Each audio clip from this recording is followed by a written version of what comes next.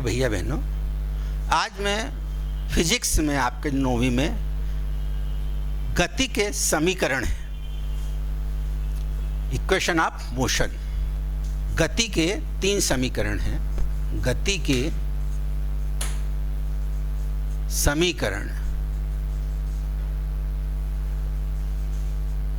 इनकी चर्चा करूँगा। ये समीकरण मुख्य रूप से पहला है v बराबर u प्लस at, दूसरा है s बराबर ut plus half at square, तीसरा है आपका v स्क्वायर बराबर u स्क्वायर प्लस 2as। जब भी हम कोई सूत्र लिखते हैं तो उसमें आई हुई राशि का जिक्र करना बहुत आवश्यक होता है। यहां u क्या है? प्रारंभिक वेग, इनिशियल वेलोसिटी। इन सभी सूत्रों में आए हुए जो संकेत हैं उनको आपको याद रखना है। जहां u है वस्तु या बॉडी का, वस्तु का प्रारंभिक वेग, प्रारंभिक वेग, प्रारंभिक वेग। v है वस्तु का अंतिम वेग, v वस्तु का अंतिम वेग। इनको एक उदाहरण द्वारा समझाता हूं। यदि कोई बस रुकी हुई है तो हम क्या कहेंगे? उसका प्रारंभिक वेग 0 है। द इनिशियल वेलोसिटी ऑफ बस इज इक्वल टू 0। अंडरस्टैंड? यदि वस्तु 15 किलोमीटर चलकर रुक गई, एट ए रेस्ट आ गई, तब भी 0 हो गया। पर यदि 15 चल रही है, उस समय उसका वेग 15 सेकंड में वो चल ली मान लो, तब उसका वेग 15 सेकंड बाद हो गया 50 किलोमीटर प्रति घंटा। 50 किलोमीटर प्रति घंटा वस्तु ने चलना चालू किया। अब जब वस्तु चलती है तो धीरे धीरे उसका वेग बढ़ने लगता है। तब अपने को एक बात सामने आती कि ये वस्तु धीमी थी, अब तेज कैसे हुई?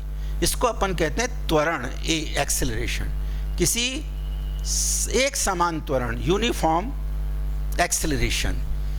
तो अंतिम वेग क्या 50 किलोमीटर जब ये हो गया तो शुरू में 0 था और बाद वाला 50, तो ये v हो गया एक तरह से। अब त्वरण, ये क्या है? एक समान त्वरण, यूनिफॉर्म एक्सेलरेशन। ये है वस्तु एक समान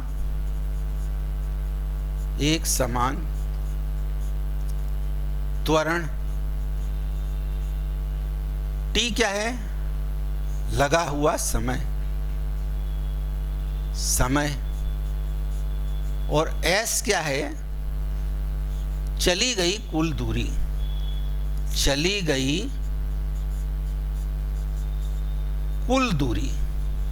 कुल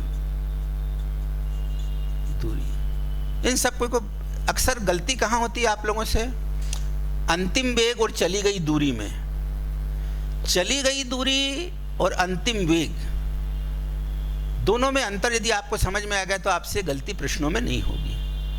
चली गई दूरी, जैसे आपने मान लीजिए वस्तु एट ए रेस्ट है, आपका स्कूटर रुका हुआ है या आपकी कार रुकी हुई है और आप 15 सेकंड में उसने वेग प्राप्त कर लिया। जैसे आपने एक्सीलेटर दबाया और उसका वेग हो गया 40 किलोमीटर प्रति घंटा और आप आगे बढ़े, अभी धीमे था। अब आप ए पॉइंट से समझ लो बी पॉइंट्स पे पहुंच गए,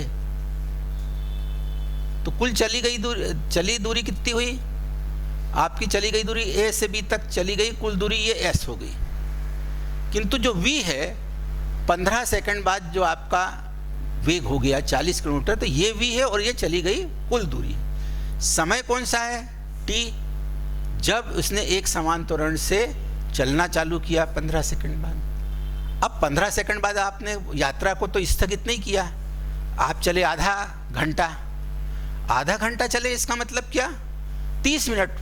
तो 30 मिनट में आप b तक पहुंच गए। तो इसका यदि आपको अंतर समझ में आ गया तो आपसे ये अंतिम वेग और चली गई दूरी में जो अंतर है वो आपको स्पष्ट हो जाएगा।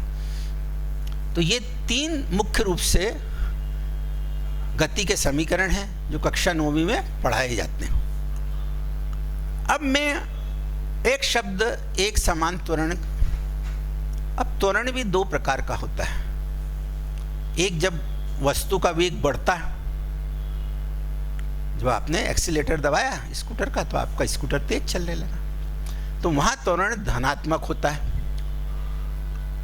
जब आप ब्रेक लगाते हैं वो भी एक तरह का त्वरण है। ये क्या होता है? चाल को घटा देता है। जब आपने ब्रेक लगाया तो आपकी वस्तु की चाल कम हो गई, तो यह भी एक त्वरण है। इसका एक विशेष नाम है मंदन या रिटार्डेशन। मंदन रिटार्डेशन। तो जब अपन ब्रेक लगाते हैं उस समय जो त्वरण होता है वो ऋणात्मक माना जाता है। जब यानी वस्तु की स्पीड कम होती है तो उस त्वरण का अपन चिन्ह ऋण से रखते हैं, और जब वस्तु की गति बढ़ती है तो वहां त्वरण धनात्मक लिया जाता है।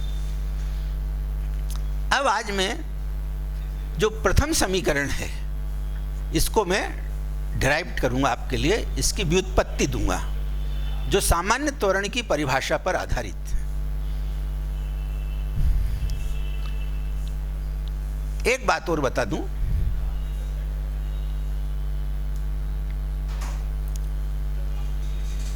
जब वस्तु नीचे से ऊपर की ओर फेंकी जाती है, तो आप जानते हैं कि कोई भी वस्तु को पृथ्वी अपने केंद्र की ओर खींचती है, तो वस्तु धीरे धीरे उसका वेग कम होते होते एक पॉइंट पे जाकर 0 हो जाता है, फिर वो नीचे गिरना चालू करती है। आपने नीचे से ऊपर फेंका ऐसा, तो धीरे धीरे जैसे आपने फेंका तो उसका वेग कम हुआ और ऊपर जाकर फिर एक क्षण के लिए वो रुकती है और फिर नीचे आना चालू करती है। तो v बराबर u प्लस टी। तो जब हम किसी वस्तु को नीचे से ऊपर की ओर या ऊपर से नीचे की ओर गिराते हैं तब हम त्वरण a को स्मॉल g से लिखते हैं, क्योंकि पृथ्वी उस बल से उस वस्तु को अपनी ओर खींचती है। तो जब यही तीनों समीकरण g में बदल जाते हैं, v बराबर a की जगह क्या जाता है? v बराबर a u plus G T, इसका मान होता है। इस त्वरण, ये भी त्वरण है g पृथ्वी द्वारा 10 मीटर प्रति सेकंड। एक्चुअली इसका मान होता है 9.8 मीटर। गणना में हम पेपर में जो भी अपने को दिया रहे मान लगभग ये 10 के बराबर है। 9.8 इसको अपन कितना लेते हैं? 9.8 मीटर पर सेकंड स्क्वायर पर सेकंड स्क्वायर -2 सेकंड स्क्वायर। ऊपर घात जाएगी तो ऋणात्मक हो जाएगी। तो त्वरण की, अब त्वरण क्या है? वास्तव में वेग परिवर्तन की दर को त्वरण कहते हैं। वेग परिवर्तन। तो फर्स्ट को अपन लेंगे, वेग परिवर्तन की दर को क्या कहते हैं? त्वरण। तो पहला इसमें कन्वर्ट हो जाता है। ठीक, दूसरा किस में कन्वर्ट हो जाएगा? s बराबर u t plus half a की जगह क्या जाएगा? G t square. तीसरा इक्वेशन हो जाएगा आपका v स्क्वायर बराबर u स्क्वायर प्लस 2gs। वहाँ acceleration due to gravity work होता है। जब वस्तु को ऊपर से नीचे गिराया जाता है या नीचे से ऊपर की ओर फेंका जाता है। अब हम डेरिवेशन फर्स्ट बता के इस वीडियो को समाप्त करेंगे। मान लीजिए किसी वस्तु का प्रारंभिक वेग u है और t सेकंड पश्चात उसका वेग v हो जाता है। तो वेग में परिवर्तन, ये दोनों बातें हमने कही। किसी वस्तु का प्रारंभिक वेग u वेग से चलना चालू किया किसी वस्तु ने, अब वो कार हो सकती है, रेल हो सकती है ना, कुछ भी हो सकता, ट्रक हो सकता है। तो माना वस्तु का प्रारंभिक वेग v है, u है, और अंतिम वेग v है। कोई वस्तु u वेग से चलना प्रारंभ करती है और t सेकंड बाद उसका वेग v हो जाता है। माना कोई वस्तु माने ट्रक, कार, बस, माना कोई वस्तु प्रारंभिक वेग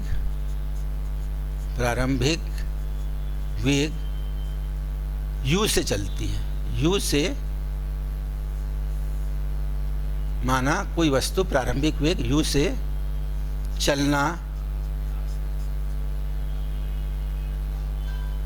चलती है, क्योंकि अपने प्रारंभिक वेग लिख ही दिया है।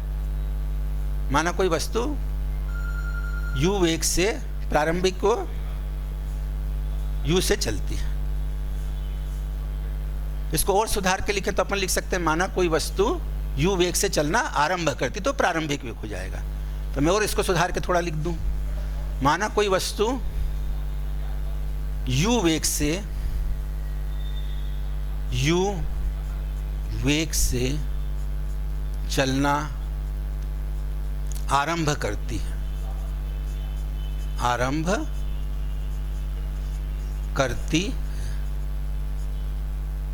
t सेकंड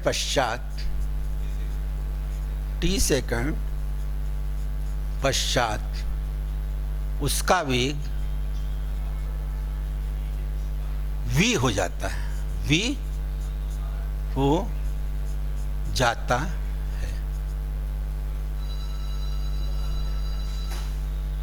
वेग में परिवर्तन, इसलिए वेग में परिवर्तन कितना हो गया, v माइनस u, ये वेग में परिवर्तन हुआ। अब त्वरण की परिभाषा जो अपन ने दी, वेग परिवर्तन की दर को त्वरण कहते हैं। तो त्वरण t समय में, तो इसलिए त्वरण की परिभाषा से त्वरण बराबर वेग परिवर्तन बटे समय, वेग परिवर्तन बटे समय